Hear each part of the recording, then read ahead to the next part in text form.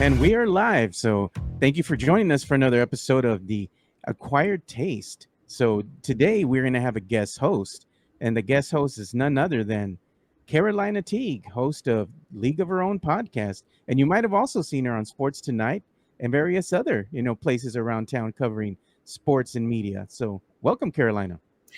Yo, thank you guys so much for having me on, and I'm really excited to be here. I'm excited to be in the driver's seat hosting the Acquired Taste podcast, where we talk about sports, pop culture, nostalgia. We're going to make sure we keep everything on track because apparently Mike Jimenez, my Rock the Mike brother, he's out for personal reasons. I was trying to figure out what was going on with Mike. And I was saying, let's come up with theories about what happened to Mike. So, Joe, let's go ahead and talk about what we thought about happened to Mike. And of course, we're going to get into some sports, pop culture, and nostalgia. Sammy is back from Jersey Shore. I'm excited to talk about that because, we love toxicity over here. Devin Manziel is locked in. Johnny Manziel, UTSA Roadrunners logo. He got a makeover. We want to know what kind of makeover you guys would get. The Astros in their standings right now, they're currently playing the Orioles and Zach Martin contract negotiation. So first of all, I want to know where you guys think Jimenez is at right now. I think Jimenez is on an island being bougie, sipping coconut water, and ordering chips and guacamole on an island right now. What do you think? I don't know. Maybe he's held up somewhere in a hotel room just ordering room service, getting steaks on a silver platter, kind of like Jeff.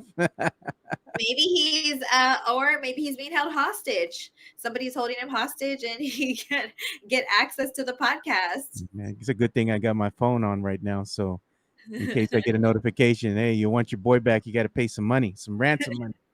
We can put an Amber Alert on him too. So we don't know. Put him on the milk carton. Let's get started first. Victor Wembanyama. Joe had sent me some information about Victor. He just got recently ranked as 2K24. He got his ranking in. He got to see it in person, and he didn't look too happy. So let's take a look at what he was ranked and our thoughts on that. So you better rate me good, man. You better rate me good. Now I'm scared. Here you go, man. You want to show the people? I don't know yet. Oh, that's nice. That's all right. Yeah, you like that? Right. Yeah. That's right. What's it gonna be by the end of the season? You gonna be a 90? Yeah, for sure. Yeah, no doubt. Of course. Right. Can't wait to see it. For sure. My man. Thanks, man. So there you have it, man. Victor Wembanyama's NBA 2K24 rating is 84. 84. I don't know. Yeah, 84. It didn't look like he was too happy with that 84. He didn't look too happy with the 84. He looked like he really wanted to be at the 90, but let's be realistic here. NBA 2K24 rankings, they take in accountability your summer league performance. And as we all know, we all watch the summer league games, the 2 games that he played in. Game 1, he wasn't the greatest offensively. He did play really good defense, but offensively, he wasn't that great. Second game, he comes back really powerful with I think it was 20 points he made in the second game. Can't remember off the top of my head, but came back, played good offense and defense. So 84 seems to be a reasonable amount, like spot where he's at, like perfect landing spot for him. So 84, I think that's where Victor Wembanyama should be. And hopefully it gives him the drive and the motivation to be even greater this upcoming season, because he didn't look too happy, like you said. And he didn't even feel happy after the summer league game, too. You can tell he was extremely disappointed after his first performance. Yeah, I think he knew he could have probably performed a little better. But, I mean, it's his first game, getting a little taste of what it's going to be like to play in the NBA. I mean, he wasn't going up against top-tier talent there, in the NBA Summer League. But nonetheless, he got his first taste of what it's going to be like, So I think he's going to, he needs to get in his groove, got to figure out some things here. And like my sister-in-law always says, he's got to get his mind right, and get ready for the upcoming season. But yeah, that NBA 2K24 rating of 84, I thought it was a little low. I think he thought so too. I think he believed he was going to be like at a 90, something like that. But 84, he's like, okay, I got some things I got to work on to maybe get a 90 by the time the season gets underway here. Hopefully by November, December, maybe he'll start getting closer to that 90 rating. Yeah, and in order to do that, he can't be eating taco palenque like he was at the beginning when he Oh first man, throw that in started. the No, trash. he can't do none of that stuff. So he's got to stay focused and stay away from the taco places, stay away from Whataburger, which, by the way, is not good anymore. I saw y'all talking about Bill Miller's the other day and saying that it is the slander that it gets is unjustified. And I Yeah, wanted, Bill Miller's gets the job done. I don't know if you ever had Bill Miller's lately, but it's still good. yeah, I was thinking I want to take Wemby to Bill Miller's. I think he would be fine eating a salad from Bill Miller's. And He'd just be keep him okay. away from the tea. Keep him away from that tea, though. What's wrong with the tea? It's Rudy toxic. J calls it like diabetes. It can. No, just kidding. Yeah, no, and that I feel like he's gonna come around to that 90 rating. And I feel like he gets so much criticism and he hasn't even played one game in the NBA. So we'll see what he does with that. So Wemby needs to eat more breakfast. No, I think he's fine. His body type is fine as far as where he's at right now. Mhm. When you're that big, that tall, should I say, you don't want to add more pounds, of muscle necessarily and get heavier, because the heavier you are at that height, the more prone you're going to be to like knee injuries and foot problems, notoriously that guys have when they're above 7'3", 7'4", 7'5". So I think just like everybody was saying, I think he's fine. His physique is fine. He just might need to just get stronger, maybe hit the weights a little bit and just get a little bit more toned up, stronger, get his core stronger. And that's about it. I don't think he really needs to put on a ton of weight. And I think he has a good rebuttal to that. Every time somebody says, "Oh, you need to go and pack on more weight," he goes, "Why? Why?"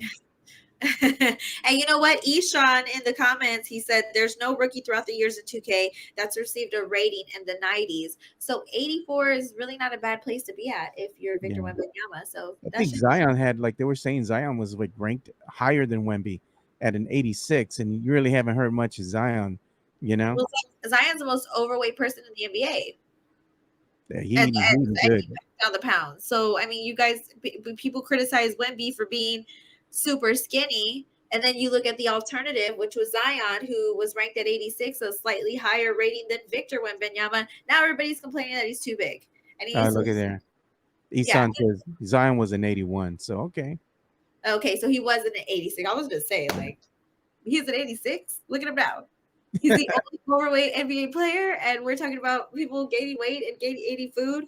And Echo Zero said it's all about the Trill Burger now, which I don't know if you guys know what Trill Burger is. Do you know what Trill Burger is?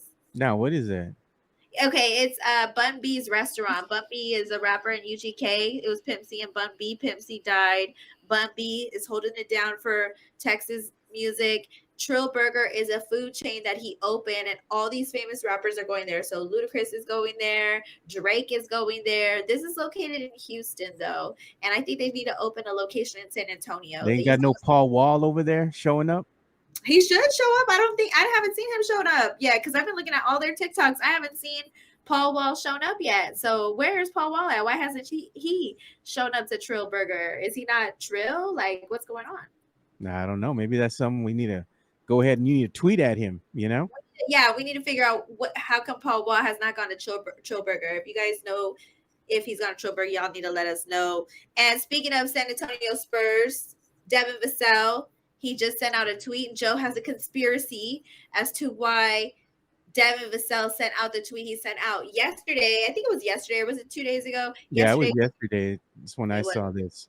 Yeah, so I'll just put it out there. This is Devin Vassell's tweet that he put out 15 hours ago, and he put, "Locked in, no distractions," So he put that out, but then I went and said, "Okay, well, let me check out and see what's going on." Mm-hmm. So then we have the top 15 shooting guards, right, for the 23-24 season. This put out by Hoops Hype. So number one, they got Devin Booker. Number two, Anthony Edwards. 3, Donovan Mitchell. 4, Jaylen Brown. 5, Zach LaVine. Number 6, Tyrese Maxey. Number 7, Desmond Bain. At 8, it's Bradley Beal. 9, DeJounte Murray, former Spur DeJounte. At 10, they got Tyler Hero. At 11, Jalen Green. 12, CJ McCollum. 13, Klay Thompson. 14, Austin Reeves. And number 15, Anthony Simmons. There's no mention of one, Devin Vassell. So maybe that's why he's putting, that tweet that he put out where he was saying, he's locked in, you know? I mean, this it seems like the Spurs are very motivated this year. I feel like even when it comes to certain lists, the Spurs are always getting the short end of the stick. Sometimes, Yeah. I mean, you would think that a team that has built a dynasty, when you think about dynasty teams, you think about the Celtics, the Lakers, the Bulls, and you think about the Spurs too. I feel like when it comes to players that are sensationalized, when it comes to NBA news and NBA media, NBA lists and rankings, the San Antonio Spurs seem to be an afterthought for these people who create these lists and who create these rankings. And even when you hear like national talking heads talking about the Spurs, they don't really seem to know exactly what they're talking about. And that's understandable because not everybody follows every single team game by game by game, year by year by year, especially when you have a team that has been underperforming the past few years like the San Antonio Spurs have. But if you watch the way Devin Vassell has played as of last season, he has played very, very incredible. Now, granted, if you're talking about realistic terms, that list that you just mentioned, that's a really tough list. And that's a list that is really hard to kind of get past. There's a lot of talent on that list. But I like the fact that this list motivates Devin Vassell to do a greater job. But I'm not taking away from the fact that I know that he is great at what he does. Yeah, Devin Vassell is probably arguably one of the better players that the San Antonio Spurs have on their team. He can do it all. He's a jack of all trades kind of, so to speak. I mean, he can play defense, he can go ahead and facilitate the basketball, great passer. And not only that, but he's also has a good jumper. You look at how the fluidity of his jumper, and he's got that form down, man. It looks beautiful when he releases that ball. So there's high hopes for Devin Vassell. The only thing that I think really hampered him last season from really getting the notoriety that he deserved was injury. So as Right. long as he can stay healthy, I think he can really take that leap this upcoming season, and really his name will be put out there on the national stage, and more of the talking heads will notice the greatness of Devin Vassell. Yeah, especially since Wemby's coming in now, and Wemby is very, very popular. Everybody is trying to see what he's going to do in his rookie season. That's going to bring more eyeballs to Devin Vassell. And yes, he did have his injury earlier in the season. Perhaps he can bounce back kind of like the way that Derek White did. Derek White is with the Celtics now, doing a great job, even though he had his injury struggles. But it just, like, for me, I'm just really tired of San Antonio Spurs being an afterthought when it comes to these lists and when it comes to these rankings. And I understand the team's record has a lot to do with that. Completely understandable. But I've seen firsthand how hard Devin Vassell works and how good he is. And I think it's good for him to be locked in 100%. Yeah, he's just gonna get some, work on some things in the off season, get better, get his mind right, and then come back and have a really great season, I think. And let's go ahead and mention one, since we're on the topic of Spurs here, and we're going to start bringing this to a close here to move on to the next topic. Honorable mention here, former San Antonio Spur Beno Udrih. He's making some news right now. It was Sham Shania had posted 13-year veteran and NBA veteran Beno Udrih and two-time champ with the San Antonio Spurs is now becoming the new head coach of the Milwaukee Bucks Wisconsin Herd G League team. Oh, wow. So congratulations to Beno Udrih. And I know that some of the San Antonio Spurs fans faithful here, they're like, well, he should have been the head coach of the Austin Spurs team, but I don't think that was going to ever happen because you have to be involved in some capacity with the team already. Beno's over there with the Bucks, so I think it's a good fit, all overall. So we wish, nothing but the best for Beno. Beno was a good guy while he was here in San Antonio, so hopefully he can find success over there, now at the helm of the Milwaukee Bucks G League team. Yeah, and also too, I mean, he just recently retired in 2021. He had a career, that served him across the NBA. He didn't just play for the Spurs; he played for other teams as well. He played in 2011 and 2012 in Milwaukee, and those type of things are really good. When players are able to find positions after they play basketball and able to transition into a role for them that is able to kind of feature their best attributes as a player and be a part of an organization still. They get to still live that dream of wanting to be involved with the NBA and still continue to grow. So I'm really happy for Bano for, being that mother Yeah, effer. we also have another honorable mention here. Friend over here of the show too, Mark Brunette. He's always making the rounds. He's one of these Spurs super fans, and he actually made the trek over there to enjoy the festivities this weekend. At the Basketball Hall of Fame enshrinement ceremony for both Coach Pop and Tony Parker, and also former Spur Paul Gasol will be enshrined as well. But he's on the plane, right? Yesterday he was on the plane and he was showing off, the new kicks that he got, custom kicks, and of course he has that brand new tattoo with the logo from the Basketball Hall of Fame on his arm. But during his flight, he ran into one Dirk Nowitzki, who's also going to be enshrined over there this weekend. So he kind of talked to him too. He saw him getting on the plane. He kind of talked with him a little bit while he was going to pick up his luggage.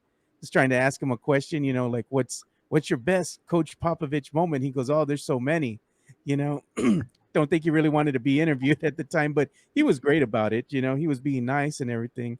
So, it's good to see that, one of the friends of the show is out there representing, San Antonio, and, kind of ran into another great over there in Dirk Nowitzki. So that's pretty cool. I think some people just have all the luck. I never run into people on planes like that. I just don't. Like, I'm on a plane and there's nobody that I can recognize there ever. So some people just have all the luck, and Mark Burnett just so happened to be one of them. He went to the shrine and he ran into Coach Pop. He's ran into players, and it's pretty interesting how he can run into everybody. Some people just have a magnet of attraction of being able to cultivate and manifest all the players around them. So Mark Cavazza said Bano is best known as introducing the man purse to San Antonio. So fashionista, Bano, man purse. Have you ever had a man purse, Joe? I need to ask you that. No, but I think I might get one for Gylan. I know Why? he'll never use it. I know Gylan will never use it. He'll be Yeah. the So same way as I am. He'll be like, no. why would you give one to Gylan, which is my producer for League of Our Own podcast? I need to know, why would you give a man purse to Gylan? As a gag gift, but I know he'll never use it. He'll just put it in the drawer somewhere, trying to Yeah. be nice. Thanks, but no. I know. Yeah, I would buy everybody man purses. I think they're fashionable and they were Yeah. cute for a moment. If y'all, I mean, and a guy could really use a man purse. And women, we carry a lot of stuff in our in our man purses. We carry a lot of stuff in our purses. If you had a man purse and had to put man things in it, what kind of man stuff would you put in your man purse? Would you guys put like condoms? Like what? I need to know. Like, No, man, none of that kind of nonsense. A man purse is called a wallet. You put it in your pocket. You don't hold it in with the strap. The only thing that you're gonna put around your body that has a strap, maybe a messenger bag, if you're gonna go ahead and put like a laptop, something like that in there, and you're traveling, and you don't really want to carry or wear a backpack or carry one yeah, of those little luggages with you, and you kind of want to just have a messenger bag because it's easy to walk around in. Okay, I could see that, but a little man purse, no, that ain't for me. what if you had like a little iPad or a little wallet? Like, No, man, I just hold that in my pocket. Hold that. I got big pockets, so I just put that iPad in my pocket or just hold it in my hand. Do you feel like you would be emasculated? Oh, I mean, man, because Bano did it. who? Bano did it. Yeah, man, but he's a different kind of cat, man. I wouldn't do that. I wouldn't do that. You will go and pull up to the bar wearing you having a man purse, and no, you can be Okay. made fun of. Yeah, you better turn your man card in. You ain't puro no more. Okay, so I just want to tell y'all, last night, I'm gonna like spill some, tea that I have. Last night, I was watching the Johnny Manziel documentary, and I finally was able to come around and see it. I don't know if you guys got to see it, but oh my gosh, this documentary, it was really good. But the end, I wanted to know what the end was like, because Johnny Manziel, I don't know if you got a chance to see it, Joe. No, I haven't seen that. Johnny Manziel was one of the greatest high school players of all time, one of the greatest freshman college players of all time, the first college football player to win the Heisman Trophy. He had a dominant breakout year at high school in Kerrville. Is it Tivy? I always forget how to pronounce it. Yeah, Tivy maybe. football. Yeah, Tivy football.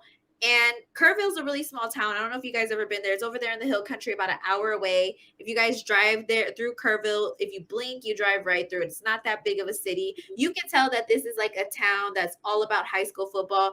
And when Johnny Manziel was kind of going through his documentary about how his life was, how it was kind of like the movie Friday Night Lights, where you would play football, the city was all about you, and then you go party your asses off throughout the night.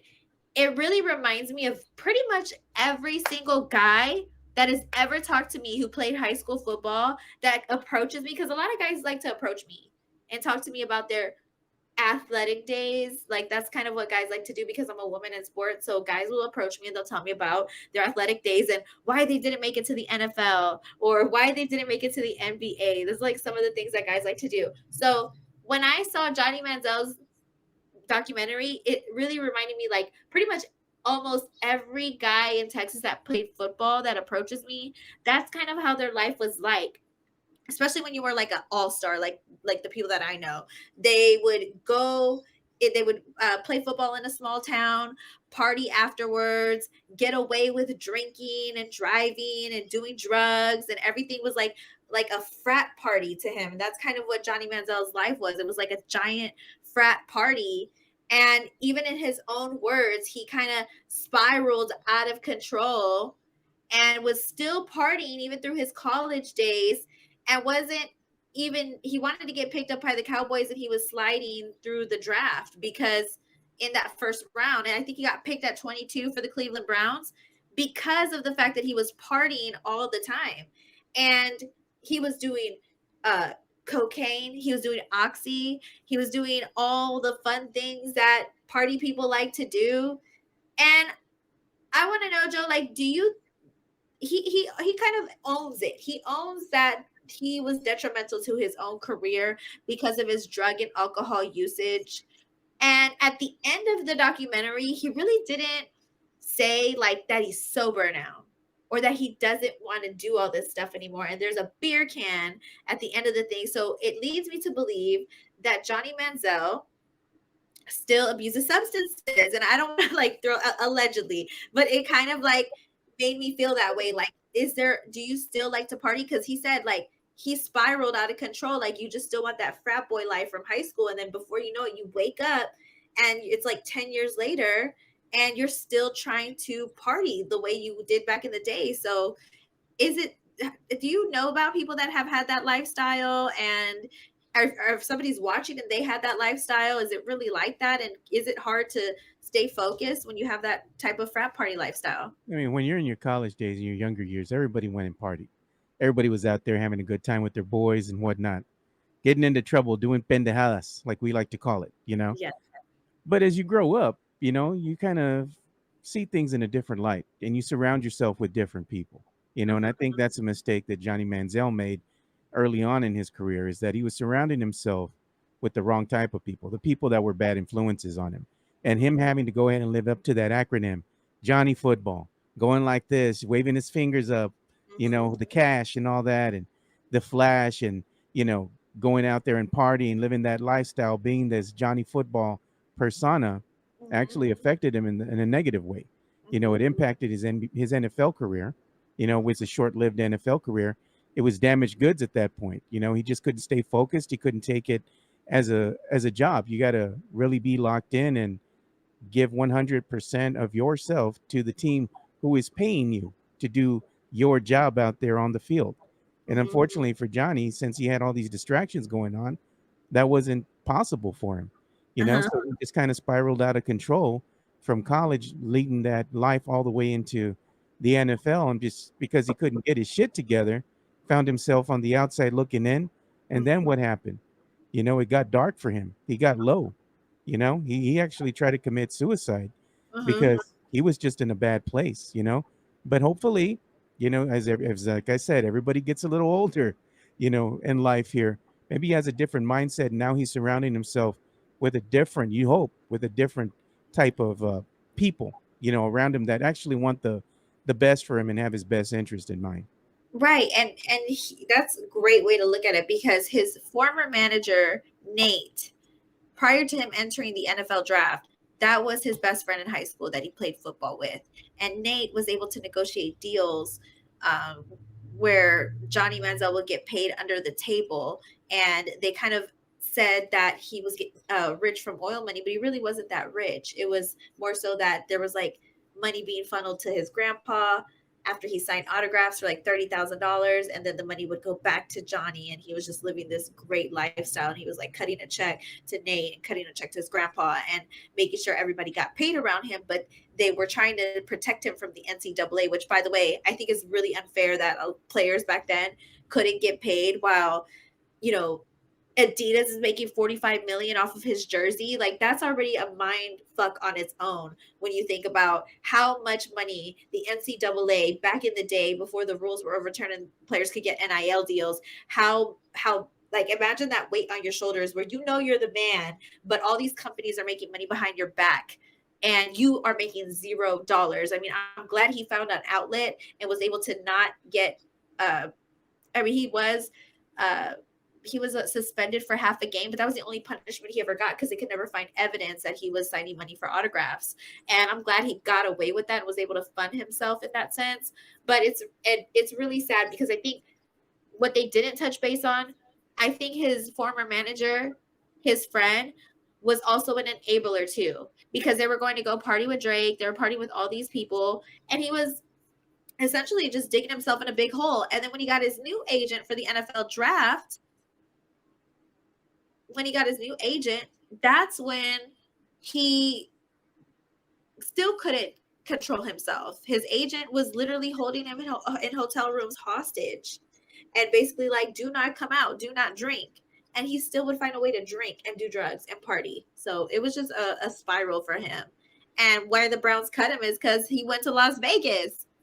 And Las Vegas, which is by the way a really fun place to be at. He booked a flight to Vegas, had a game the next day with the Browns, and decided not to come back for the game and said, "F it, I'm not going to come for the game. I'm just going to party all night." And then they cut him. Yeah, that was the It end was of that. really in his own way. And this is kind of like a testament, like talent. They say hard work outbeats talent because Johnny Manziel was very, very talented. But the reason why he was a bust and couldn't sustain himself in the NFL is because he didn't work hard enough. Yeah. So let's go ahead and pause real quick and give a quick shout out to one of our sponsors here at the show. We're going to go ahead and showcase the greatness that is MCS General Contracting. MCS General Contracting. More than 30 years of combined experience in concrete placement. They're the number right there, 210-774-9155. MCS, they say that they want to be the best in the business, honest pricing, high quality work. They get going on house foundations, driveways, concrete patio decks. You want to extend the deck, extend the driveway. If you're a business and you need to put together a slab, a parking lot, other concrete placement services, sidewalks, things like that, reach out to MCS General Contracting, 210-774-9155. That's 210-774-9155. They're confident in their skills. Chris Leha confident in his fantasy football prowess, if you will. Thank you for being a sponsor of our show. He does a fantastic job over there. Yeah, so thank you to MCS General Contracting. And as you can see, their number is 210-774-9155. So go ahead and go to them for all your contracting needs. I need them to come over to my house because I got some repairs I need to do. So, you got some cracks in your foundation? I think so. I don't know. I think I have to. I need actually there's like something going on with one of my doors and it doesn't close right. So that has to be a foundational issue. Yeah. So I'm just ready to sell this home and get the hell up out of here. I'd just rather sell the home and get up out of here. But no, I do also need like little repairs done to my house before I get out. Like one of my ceiling fans, I don't know what happened to one of the blades, or two of the blades, they're gone. Like they just disappeared. I don't know where they went. Like, you know how your ceiling fan usually has like 4 or 5 blades? Yeah. This fan right here has 2 blades. I don't know where the other 3 went. I don't remember them falling off. I don't remember throwing them away, but they're gone. So I rocking the ghetto fan. Yeah, it had all the blades, and I don't know what happened, but now the blades aren't there no more. And in my mind, I'm Oh, kind of like, Lord. what happened to the blades?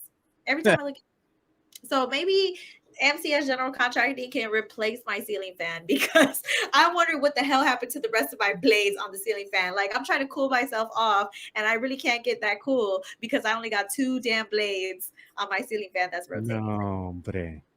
So we're getting back on track here. So you were talking about Johnny Manziel. Yeah, And and yeah, speaking of the Johnny Manziel thing, in that documentary, the Cowboys, who he wanted to go to, he thought he was going to go to the Cowboys for sure. Guess who they ended up taking that year? They ended up taking Zach Martin. Zach Martin, right now, speaking of the Cowboys, is having contract negotiation issues. And we were talking about, Wemby and his rating with the NBA 2K24, but CeeDee Lamb came out and he spoke out in support of Zach Martin getting his contract renegotiated and getting paid at a higher value. And CeeDee Lamb was asked because Zach Martin recently got his first 99 rating. And honestly, Zach Martin has been instrumental for the Dallas Cowboys. He's currently their captain. He's a 6-time All-Pro guard, and he just got his first 99 Madden rating. In contract negotiations, according to CeeDee Lamb, if you're ranked at a 99 only, if anything less, you can't use it for contract negotiations. But 99 or more, you can use that as a contract negotiation because that tells the people, the NFL, the team that you're working for, that this is what other people think about you. So 99 ratings are instrumental in Madden if you're at the top level when you're renegotiating your contract. CeeDee Lamb also said he supports Zach Martin with getting his contract extension. What do you think, Joe, about Zach Martin and his contract negotiation? Do you think that he should throw that Madden terminology in there when he's trying to talk about this to Jerry Jones and Cowboys team? well, Zach Martin, he's betting on himself, and he's already accumulated a hefty amount of fines already, Yeah. totaling in the hundreds of thousands already. Mm-hmm. Sitting out, wants to go ahead and renegotiate his contract, and it could be something that really pays out for him, or it can be something that you go back and look at your career and you're like, damn, I should have just showed up and just played, because he still has to basically live up to the current contract. He wants to go ahead and null and void that and then go ahead and say, hey, let's negotiate the next couple of years now. Let's start again from zero. You're the one that went ahead and signed your name to that contract. As a man, go and do your job. They've already paid you to work. You're calling in sick every day. As a teammate, I would look at that and be like, I don't know, man. It really would rub me the wrong way. Like, why aren't you here? Why aren't you here doing your job? I understand you want to get paid, but wouldn't you send a better message if you showed up and said, look, I would like to revisit this at the end of next season or the end of this season, and I want to get my contract negotiated. Because I think I do a lot here with the Dallas Cowboys. I'm an instrumental part in what you do here. As far as the running the offense and whatnot. Uh, and look at it in that terms, and let your work speak for itself. Because if nothing else, you're showing the other teams in the league what you're fully capable of doing out there and how good you are at that position. So if you go ahead and make it be known every day that you're out there, the media keeps asking you questions about contract negotiations. Are you happy here? And you keep on saying, I want to negotiate, or I'm going to go ahead and look at other options. You know, other teams will start looking at you and saying, hey, he's had a really good season. Maybe we want him part of our team, and we're going to go ahead and pay him. But by not showing up, I just think it sends a wrong message that, yes, I know you do a lot, but at the same time, got to live up to the billing, man. You signed the contract, just show up. Zeke did the same thing, and at the end of the day, he's not even a Cowboy anymore. So it's like, I get both sides of the story, but Jerry Jones is playing hardball with Zach right now, and it doesn't seem to be in any hurry to go ahead and get this brother signed and to a new contract. I think Jerry's going to play hardball, and he might let him walk for nothing. Yeah, and that's the thing. Like Jerry kind of shot himself in the foot too. When you look at the Ezekiel Elliott contract, Zeke had 2 years left in his contract and he extended it for such a large amount. And that really set the tone for everybody else in the team to get to renegotiate their contracts for larger amounts. Because of Zeke, who, by the way, didn't have as many carries last year, who didn't perform the way he should have after he re-signed this large contract, was able to get this type of amount of money, then you would think somebody like, and you could understand that Dak Prescott's contract is coming around the corner too to be renegotiated. So Jerry's first priority is probably Dak coming around the corner, but Zach Martin is the captain. He's good at providing protection. He's an all-pro guard 6-time. They need to pay him. And you're on the team, Cowboys team. I can see why Jerry is playing hardball. It doesn't surprise me because, by the way, I'm reading an article right now for CBS Rankings Top 12 Ugliest Holdouts of All Time. And ranked number 1 on the list is Dwayne Thomas in 1971 against the Dallas Cowboys. So the Dallas Cowboys are used to people doing these type of holdouts. It doesn't surprise me that Jerry Jones is playing hardball, but I'm on team Zach Martin. I think he deserves to get paid a little bit higher because his contract, yes, he did sign the dotted line, but for his position, now the market is a little bit higher, and I can see why he would want to get paid out. And you're right, he is gambling on himself. I can't afford $500,000. I don't know what Zach Martin. I mean, you got to be really hard headed to hold out that long, kind of like Le'Veon Bell or Roquan Smith. I mean, it takes a lot of courage to sit out against your teammates and have them look at you that way. Why aren't you trying to be a team player right now? Isn't it kind of wild that the team captain is sitting out and not wanting to be a team player? I mean, he's really setting the tone as well. It is, and the thing is, you out, you're leaving that door open for somebody else to come in and take your crown. Who are they going to look to for leadership now? And then when you come back, you're going to make shit weird, I know, but it does. But honestly, like DeMarcus Ware came out in support of Zach Martin. CeeDee Lamb came in support of Zach Martin. So from what I'm gathering with the interviews of some of the players that have come out and spoke on the contract negotiations, they're in support of Zach Martin getting the money that he deserves because they say that he's going to be a Hall of Famer, first ballot. That's what CeeDee Lamb said. So they believe in their captain. So they're obviously understanding where he's coming from. And yeah, Jerry Jones is playing hardball, and I want to see how this unfolds. Actually, yeah. There's only so much money to go around. You got other contracts that are going to be expiring, and you got to look at other players that you're going to be signing. And yes, Zach is really good at what he does, and he's fantastic at his position. But at the end of the day, what are you going to do? Who are you going to keep? There ain't enough money to go around for everybody. If you pay Zach, who are you not going to pay when their contracts are up? So you got to look at it that way. And if they are going to go ahead and, let's say, renegotiate Zach's contract, are they going to offer less years and more money on the front end, and then it kind of tapers off? What kind of contract is going to be conducive to both parties? Because at the end of the day, there are other players that Jerry has his eye on that he wants to keep on the team. So there's a lot of moving parts here. It's going to be a really dicey situation for Cowboy fans moving forward. Is Jerry going to just let him go? Is he going to re-sign him? I mean, what's going to happen? We really don't know how this is going to play out. Hopefully both sides can come to some type of deal that'll be amicable for both parties. Yeah, and hand over fist says Jerry's gonna fold. so we'll see how he does. I mean, and Tim Gonzalez also puts a good comment too. Diggs got a new contract for $97 million. He earned it. Zach Martin earned his too. Yeah. And I'm not trying to be petty, but the Johnny Manziel documentary just came out. They picked Zach Martin over Johnny Manziel, so they made the right decision. Zach Martin did his job. He didn't do a Johnny Manziel. He wasn't out here partying, doing drugs, and all this stuff. He was doing what he had to do. He was being a leader. So just pay the man and just go about your business. Speaking of contract negotiations, though, I want to get into a little bit of pop culture before we get back to sports and nostalgia. Sammy Sweetheart from the Jersey Shore has renegotiated her contract. They offered her a lot of money, allegedly, to come back to the Jersey Shore. She's going to be premiering next week. And I'm really excited about Jersey Shore. Do you have the clip of them fighting? I don't know if you have the clip of Sammy fighting, but this is pretty epic. Sammy Sweetheart. I don't know if you guys ever watched Jersey Shore. I don't know what age category you guys are in, but Jersey Shore was the time of the times. It was like what 10 years ago. You had it was basically a show about Guidos and Guidettes from Jersey who were going to the boardwalk for the summer. They would just party and have a great time.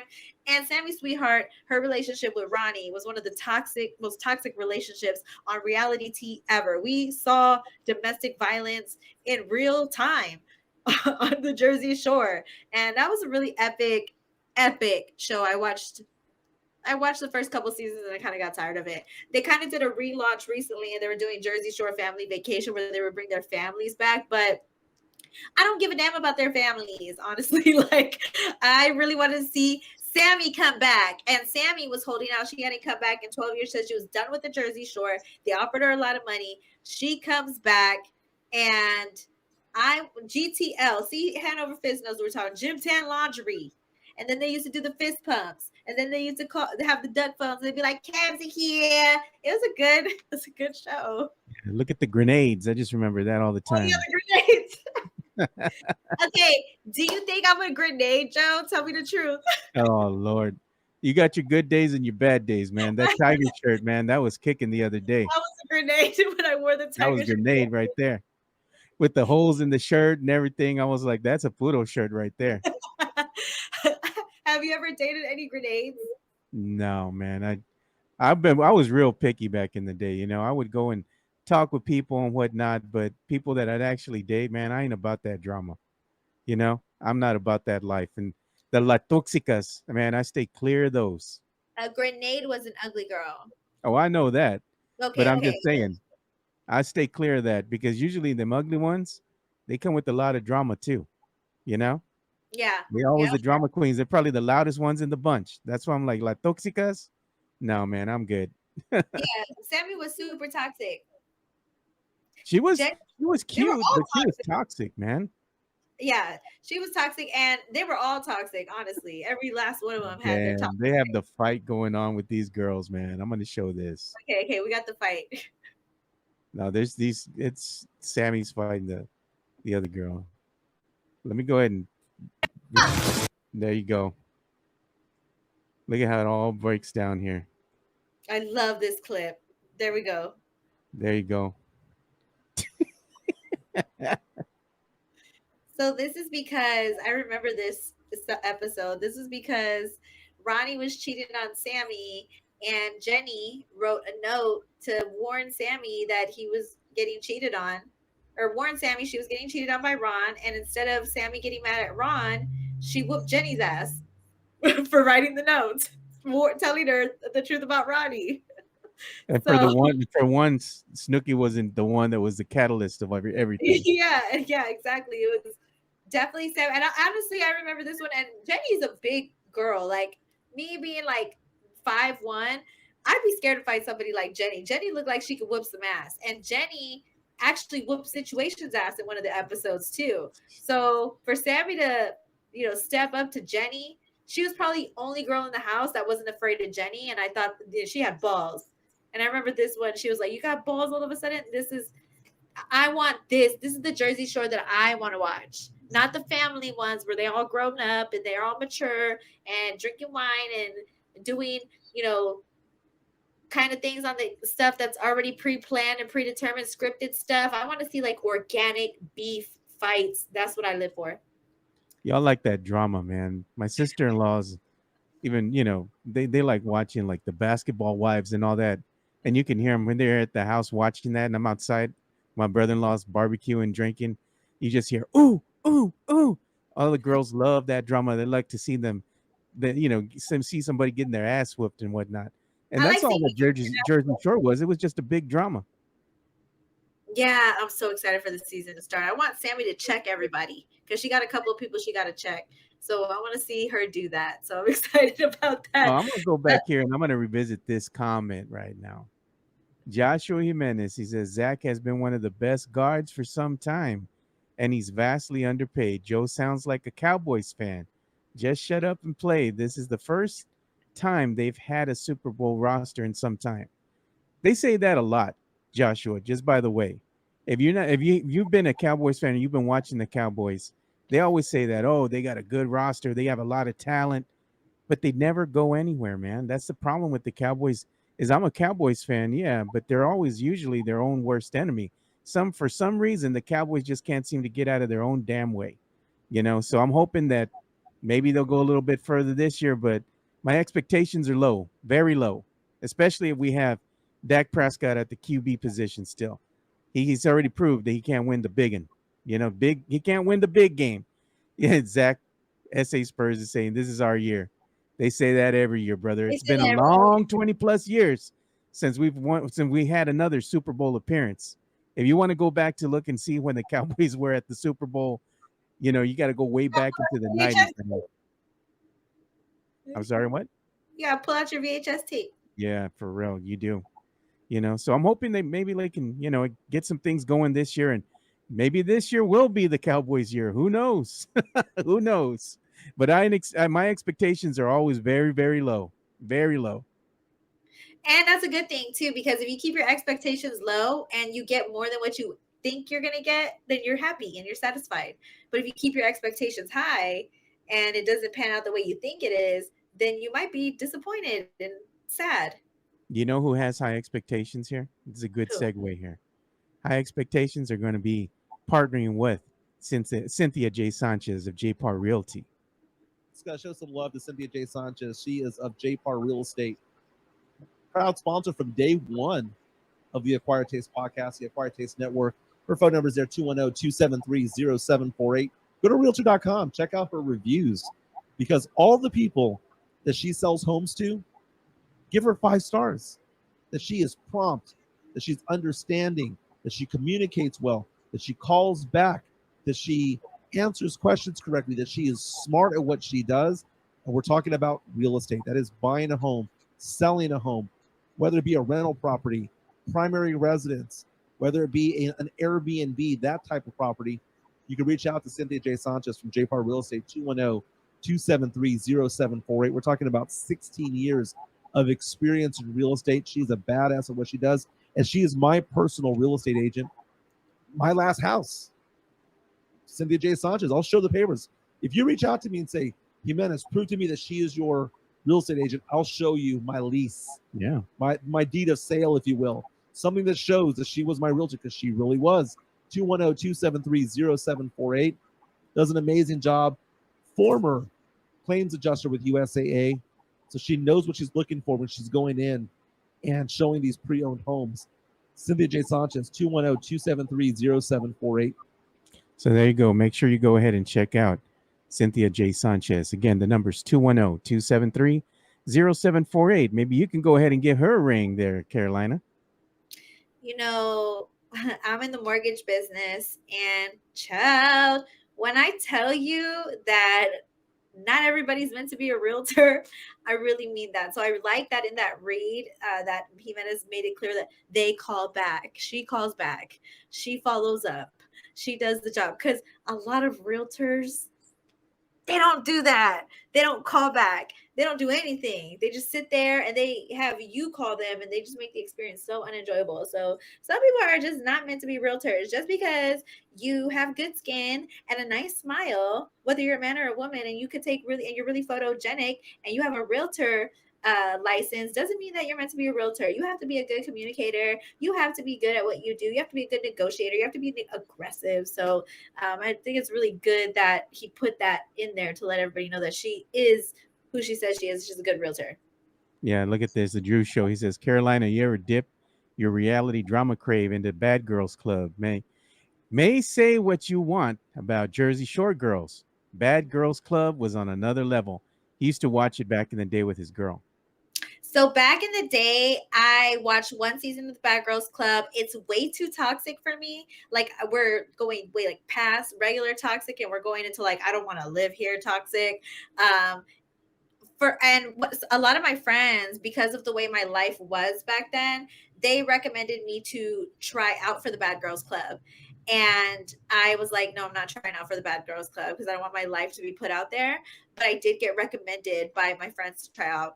And one of my friends, she actually tried out for the Bad Girls Club, and she made the final cut to be on the show. She's one of my friends. Her name is Wemby, and she's really beautiful. She's like a model type of looking girl. So she was like perfect for reality TV. And she got pregnant 3 weeks before the Bad Girls Club started, so she couldn't be on the Bad Girls Club. And we talk about it to this day. And she said that's her biggest regret is getting pregnant and not being able to do the Bad Girls Club.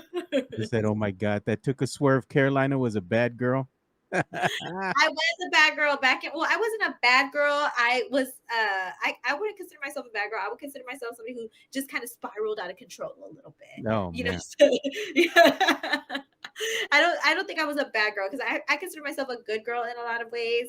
But back then, I just like had no chill. Like if we was gonna take it there, we was gonna take it there. So no man. I So would let's be go the ahead. pots in the pans, like kind of like how they are in the Bad Girls Club, like clanking the pots and the pans in the ear, like, oh, you don't want me to be noisy, but you want to disrespect me? Boom, boom, boom. Like I was one of them. But I've learned to like reel it back tremendously. It takes a tons of therapy, which I already had, which you're going to see in my Latinx article coming out soon. It's going to touch base on all that stuff. I had to reel it back, get a ton of therapy, and now I am who I am because I am who I am. So I've No, changed Lord. a lot. Calm down a lot. Hey, let's go ahead and we're talking about fights and all this, man. Let's go ahead and start using this as a segue. Talk about some boxing news. Michael Benson, he's a writer for DAZN. He went ahead and posted out here, tweeted out here on the X. Terrence Crawford has now welcomed a potential mega fight versus Canelo Alvarez if it were to take place at the 158-pound catch weight. So that's interesting, And then he went ahead and put out an article as well, and he put Jermelo Charlo promises to deliver Terrence Crawford to deliver a Terrence Crawford mega fight after his Canelo match, which is set for September the 30th. It appears that Charlo wants to go ahead and get some of Terrence Crawford after he went ahead and beat his gym mate Errol Spence last month. So that'll be interesting. Like if you can go ahead and get this fight going, this would be a nice one too. It'd be an interesting fight to watch. The Canelo fight and Charlo fight, I don't know, man. That one, I think that's a way for Charlo to really put his name on the map if he can go ahead and beat the aging, Canelo, because Canelo didn't look too good in his last fight. But I would like to see, Crawford and Canelo. I think that'd be something that'll bring the masses as well. I think this is all a ploy to get us away from what we really want to see as boxing fans. We want to see Canelo versus Benavidez. Why is Canelo going up against Charlo? Charlo, yes, I do see he has a point to prove, and he probably is, Canelo is aging a little bit. But Charlo, for me, when he fought Brian Castano the second time around and the first time it was a draw. Second time, Charlo ended up winning against Castano. But you can see kind of like the cracks in the system where he's not necessarily of high caliber of somebody like a Terrence Crawford or somebody like a Canelo Alvarez. Now, Canelo is aging, so there is a factor in that. That's going to be a good fight to watch. But Canelo versus Charlo, Canelo versus Crawford, I really would like to see Canelo Alvarez versus Benavidez. That's the fight that I really want to see. After he took Plant all the way to decision and it was a tactical breakdown, it was Benavidez's first time. Benavidez proved that on a big stage that he could be a star. So, and I feel like everybody's asking for that fight. So that's one that I would like to see. And in regards to Terrence Crawford, I would like to see him fight Charlo, because Charlo keeps running his mouth about wanting to fight Crawford, feeling like he can beat him. And Errol Spence has said, yeah, he can fight. And Errol Spence has said that he wants to do the rematch against Crawford, hopefully by the end of the year, but not at 147, at 154. However, I feel like having Spence rematch Crawford at the end of the year is way too soon. Spence really needs to recalibrate himself, come back. And even with Brian Castano 1 versus Brian Castano 2, there was a year difference before we even saw that rematch. So when you're looking at boxing, like rematches, I feel like a year to a year and a half is a good like time frame to have a rematch. Having one at the end of the year is too soon. So we need a placement filler after Charlo versus Canelo. I think Charlo, because he's been running his mouth about Terrence Crawford and he is on team Errol Spence, that would be a good fight to be had. So I would like to see Charlo versus Crawford, Canelo versus Benavidez, and I would like to see the rematch, of course, Spence versus Crawford at 154, Yeah. though, on Spence's terms. Yeah, and we also do have to get into some MLB talk here because we got an important game going on right now, Carolina. We do have the Baltimore Orioles are playing against the Houston Astros right now. Mhm. And that game's going on. And let's go ahead and see where that is at right now. I believe it was. Let me see. I had just had it. I don't know what happened to it. I lost the score. I just had it up. Oh, here it is. The Orioles are beating the Astros 2-1. They're in the top of the fifth inning right now, and this game is important. Why? Because right now, if you look at the standings, Baltimore is leading their division. You know, in the AL division leaders, American League division leaders, you have the Baltimore Orioles, Texas Rangers, and Minnesota. In the Mhm. wild card race in the AL American League wild card race, you still have Tampa Bay, who's leading that right now. They have 69 wins. You have the Houston Astros at 66, and nipping at their heels are the Toronto Blue Jays. So I mean, Houston is 3 games behind Tampa Bay right now in that AL wild card race. So they need to go ahead and beat the Orioles. This is an important game if they want to stay in that, in the hunt there and start making some headway here against the Rays. So hopefully the Astros find a way to win, man, because I know a lot of Astros fans are here in Texas and in San Antonio too. So we'll see what happens there. But yeah, man, they need to go ahead and keep winning to stay in that AL wild card race. So just wanted Yeah. to go ahead and give a quick update.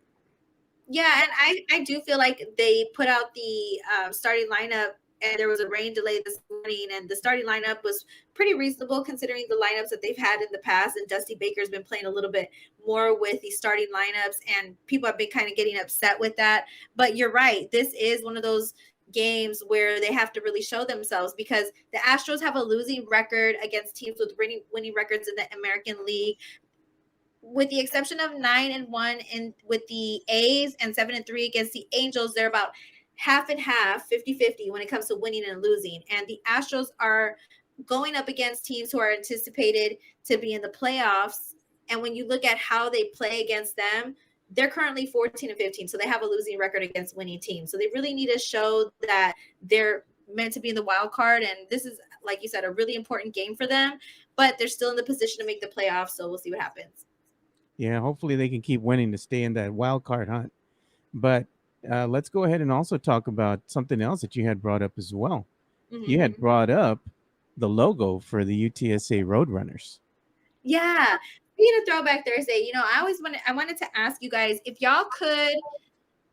We need to look at this logo, Joe. Okay, we have the logo up. Okay. Yeah, hold on. So I'm this going to bring it logo, up. UTSA Roadrunners got a social media logo makeover. It's not an official one. It's the social media makeover.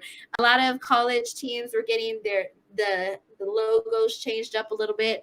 And Rowdy slicked his hair back. And he actually looks kind of good with his hair slicked back. I actually really like this combed hair. He needs a hair. Everybody could use a nice little makeover. I'm a fan of actually this updated logo, and it looks more sleek, honestly. And if it were to become the official logo, I really wouldn't be mad at it. So I was going to ask you, Joe, if you could give yourself a makeover and transform yourself into looking however you'd look, what would you change about yourself? Probably my hair or something because I need to get a haircut. Honestly, I need to get my hair did. So I'm due for a haircut. That's where I'm wearing the hat. You know, Try to cover up my big old got a little juke fro going on here. I'm scheduled to get a haircut. At least you still have your hair. Some people don't have their hair at your age. No, my hair grows out so damn quick. It's not even funny. I thought I was gonna be bald like my grandpa already. By like this age, my grandpa was already getting bald and all that. A lot of men in my family are already bald.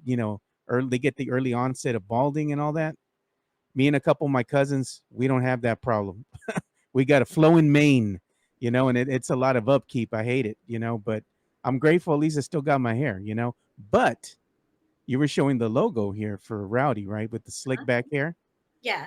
I'm gonna show you another logo. Speaking of, hey, if you could go ahead and get yourself a little upgrade here, little makeover. I like the logo that my boy Fernandez shared, and that was Rowdy with the Marbach mop. I don't know if you see it there.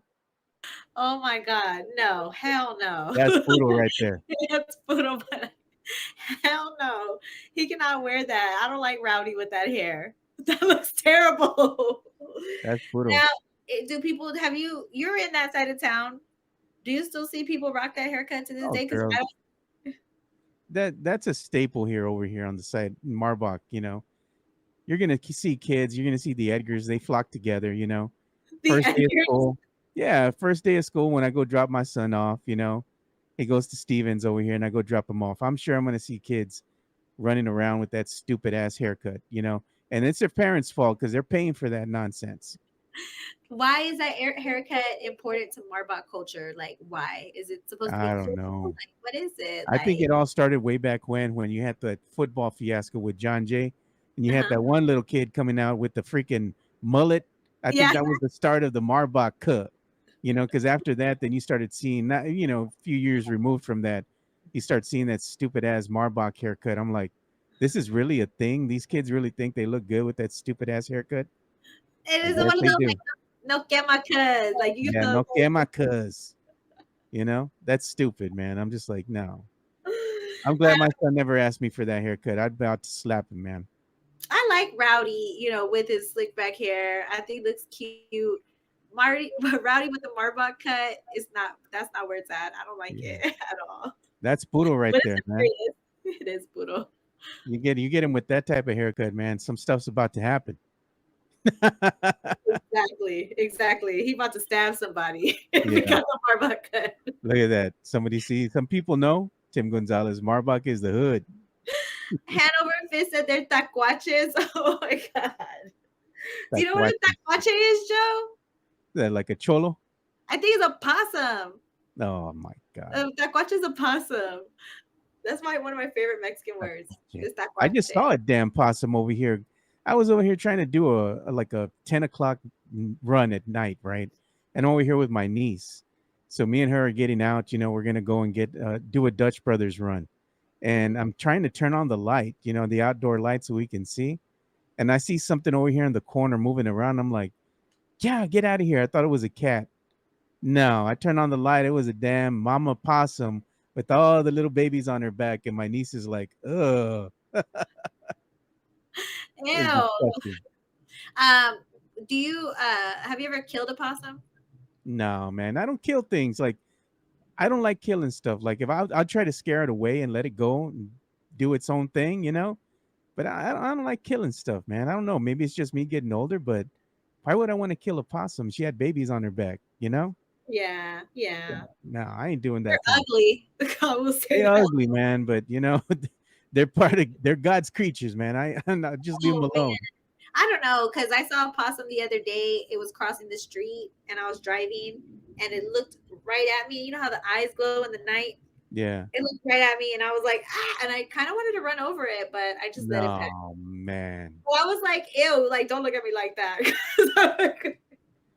Caroline over here trying to kill things. I'm scared of insects. I'm scared of rodents. I'm scared of all that stuff. Like, so I leave the room. Like, if there's a roach, I leave the room. Like, somebody else has to kill it because I can't. I can't even look at it. Like, I have a People eat I'm those scared things, of it. man. Huh? People eat possum. Ew, where? You'll be surprised, man.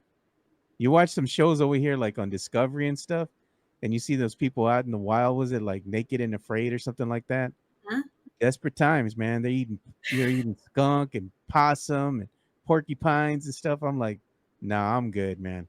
Well, in Mexico they eat chapulines, and those are like I think they're like grasshoppers, but Yeah. they're like fried and toasted. I've never eaten a chapuline ever in my life, and I heard and people like put them in their on their guacamole in Mexico. It's supposed to be like really crunchy and tasty.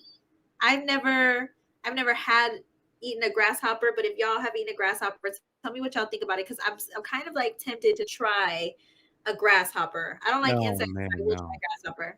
You have to Yeah, try never. it. No, I ain't never gonna try that. I have You no desire to. What if it's like roasted and toasted with sea salt and a little bit of garlic powder? You're not gonna Nah, try it? nah, I'm good. I'm good. And look at that. Tim Gonzalez reminded us karaoke night is tonight. So that brings us to another segue of our good friends here, sponsors of the show, Serenity Manor. So let's go ahead and play there. One of our other sponsors, Serenity Manor, which is an events venue on Old Bandera Road across from Flora's Country Store. Serenity Manor, I love going out there. The next time they have a karaoke night, which is not going to be this Thursday, but it's going to be next Thursday, I want to go. Jason Garcia, one of our listeners, asked the question on YouTube the other day, was I able to go out last week? And I wasn't able to, but I'm going to make the attempt next Thursday to go out to Serenity Manor to go check out the karaoke out there. Serenity Manor is a social events venue. It is a historic building over 100 years old. It is on Old Bandera Road. It's diagonal, catty corner to Flora's Country Store. And there you can have baby showers, bridal showers, quinceañeras, sweet 16s, corporate events, weddings. There's an indoor and outdoor venue when it comes to it. It's a very, very beautiful place. It's very historic. The outdoor area, I know it's hot, right? It's hot right now. It is. But, you can do things outside, and especially if you're planning for something in the fall or the spring where it's beautiful and you want to be close to San Antonio, but still get that hill country vibe because there's nothing behind them, right? It looks beautiful. It's a beautiful view out there. Now, inside, they have a bar that serves beer, wine, and margaritas. So after the concerts at Flores, you can go over there, grab a beer, get away from the crowd, check out the place, check out the venue. Or on Thursday nights, they have game nights. I think this Thursday, they're going to have a game night, trivia night. And then next Thursday, they'll have karaoke. It's a family-oriented type of place. You don't have to worry about whether or not it's dangerous or people getting fall over drunk. It's not that type of place. It's a very chill place to go hang out. It's a beautiful place. It's, Helotes is wonderful. I used to live in Helotes. It's a beautiful place. Yeah, it's just very family oriented. They have a really nice outdoor area if you want to go ahead and have a family get together, quince or whatever in the evening, when it's not so hot. Yeah. With all the lights and stuff in the back. And they have a dance floor. They even have looks like a volleyball the sand volleyball in out the back. there. Yeah, so yeah, nice setup. They've shown videos to us of concert performances. They had a jazz band do a performance out there. So it's a high school jazz band that performed out there, and they made it like their concert venue. And then everyone went inside for refreshments. It's a very interesting place out there. I really do enjoy it. But we'll be back out there next Thursday. Joe, I don't know. We're going to have to convince some people to go out there and sing a song or two. I got to come up with another song. Maybe you get CT to sing with you.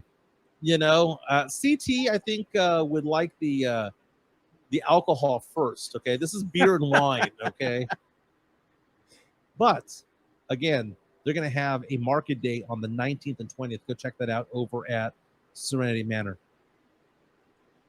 So there you go. There's a good friend, Serenity Manor.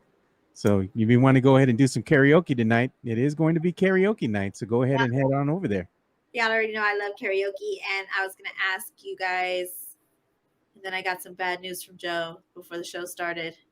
If you could if you could dedicate, I was trying to be lighthearted and fun, and I was like, if you could dedicate a song to your ex, what would you dedicate? And then Joe told me the worst news ever. Joe, what happened to your ex? I didn't have a bad relationship with my ex. That it ended because she died in a car accident. Yeah, that was really like, oh shit, maybe we shouldn't talk about it. So you were asking, okay, well, you could dedicate a song to your ex. Dedicate a song to your ex who sadly passed on. Yeah. Would you dedicate? And I'm not laughing because you passed on. I'm laughing because I'm uncomfortable because I wasn't expecting you to say that when you had told me that.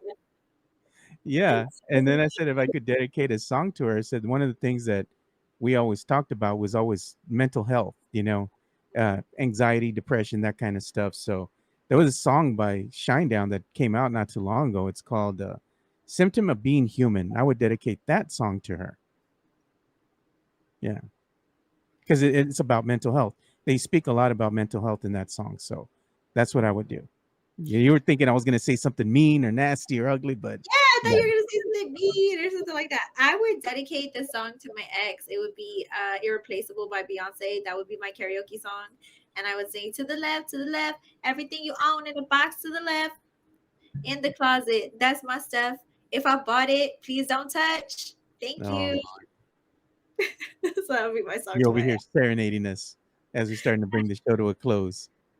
Yeah, we got to bring the show to a close, but I really want to thank everybody. I want to, first of all, I don't know whose idea was it to bring me on because Inmates was in the building today. It was me. It was Thursdays hosting the show. I tried to do my best. I am no Mike Jimenez by any stretch of the imagination. He does an incredible job hosting this podcast. But I really want to thank, I don't know who invited me. I don't know if it was Joe. I don't know if it was Mike's idea. I don't know if it was It was both. me. I It was invited. Joe. Oh, thank you, Joe. Thank you so much for allowing me to, help you with the show today and help us push through this magic hour. I love being a part of Acquired Taste podcast every single week. You guys do such an incredible job.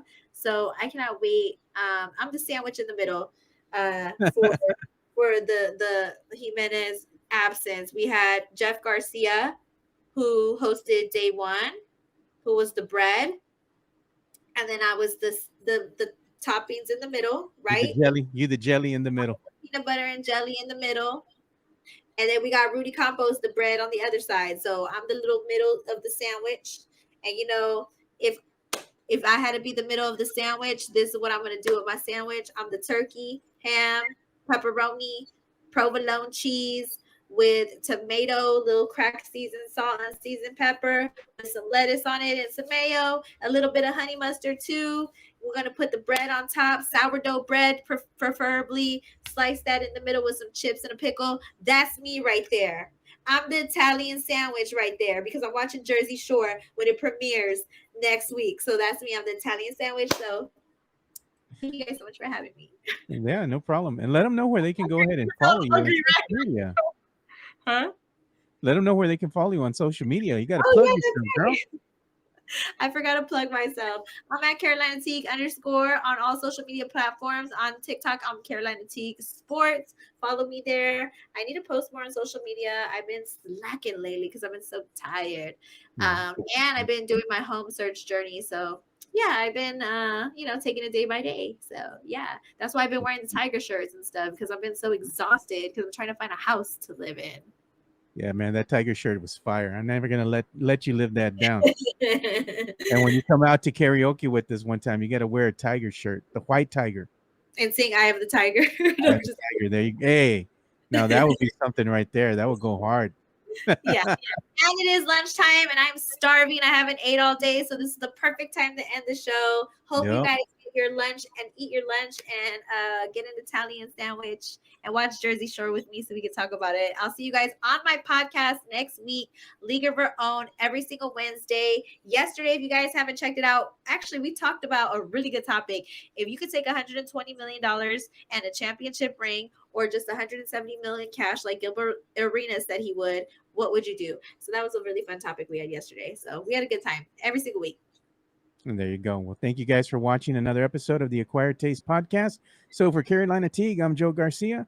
We'll see you all tomorrow. And tomorrow's guest is going to be none other than Rudy Campos Jr., host of Sweep the League podcast.